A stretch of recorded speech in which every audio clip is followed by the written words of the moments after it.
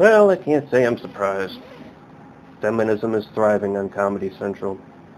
These are the same people who brought you Kristen Shaw.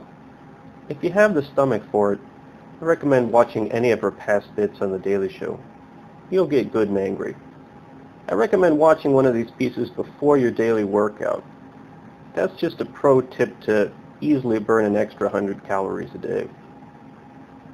Colbert starts with a media montage summarizing his point of view. The montage includes coverage of the claims of death threats. He fails to mention how dubious these claims are. For example, the Utah State University threat, where both university officials and the police decided there was no credible threat whatsoever.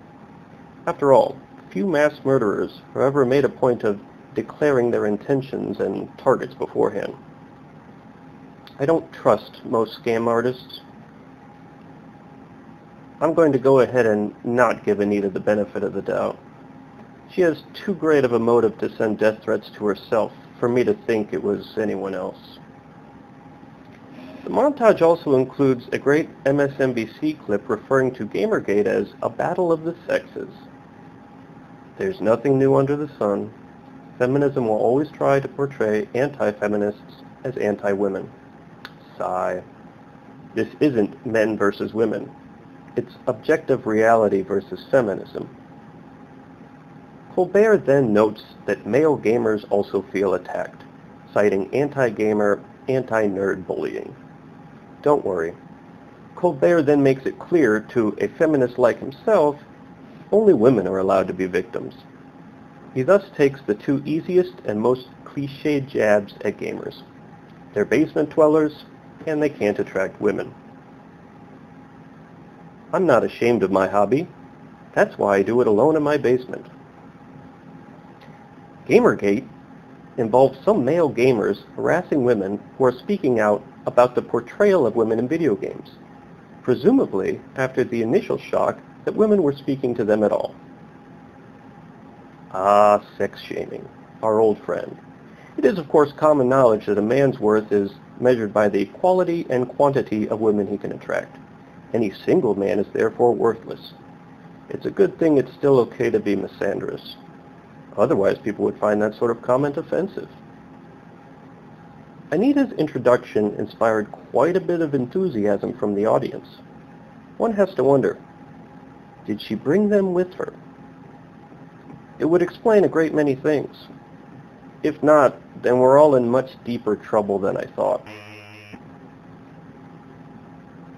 Let's call this what it is. You and the other feminazis in the gamer world are coming for our balls, to snip them off, put them into a little felt purse, and take them away. So we have to play your nonviolent games. Right? Her lips said no, but her eyes said yes. Anita speaks of women being attacked, threatened, and harassed. Sorry, bro. My dead Master Chief has been teabagged enough times for me to know this behavior is the norm and has nothing to do with gender. What's that you say? When female gamers are harassed, the insults are gender-specific? The way insults work is they get better when they're more personal. Should a gamer tag or a bio contain any information about the player, that information is fair game for attack. That a female gamer is female may be the only piece of noteworthy information her opponents or teammates have on her. It will therefore be used. It means nothing.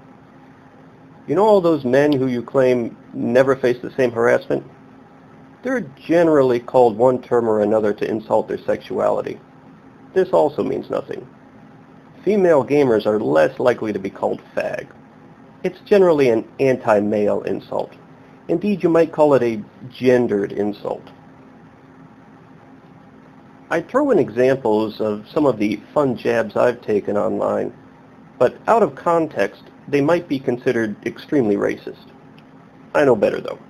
It was perfectly legitimately deserved backlash for camping. Anita makes the sex object argument. I'll save that discussion for another video. For now, my official response is, bite me.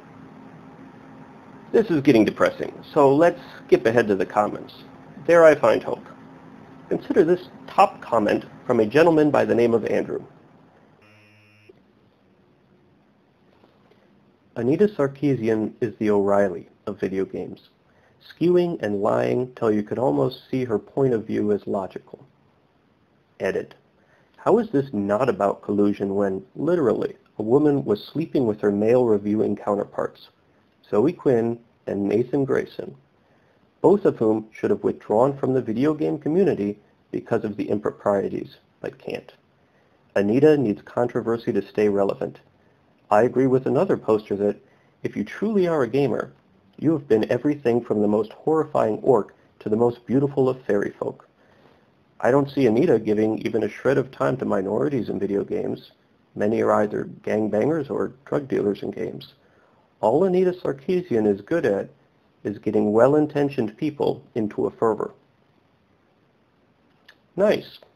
And that's a 3-to-2 like-to-dislike ratio for a comment that begins with hurling a powerful insult at Anita. This trend continued through the comment section. Anti-Anita commenters seem to, at least slightly, outnumber pro-Anita commenters. I wonder how often Colbert or Stewart find a majority of their audience to oppose their position. To be fair, though, there were also the facepalm-inducing comments, like this one. Women have equal rights when they are paid 70 cents for every dollar a man would make doing the same job? Critique is really the only way for an art form to grow. I really wish gamers would stop reacting to critique with death threats and hatred.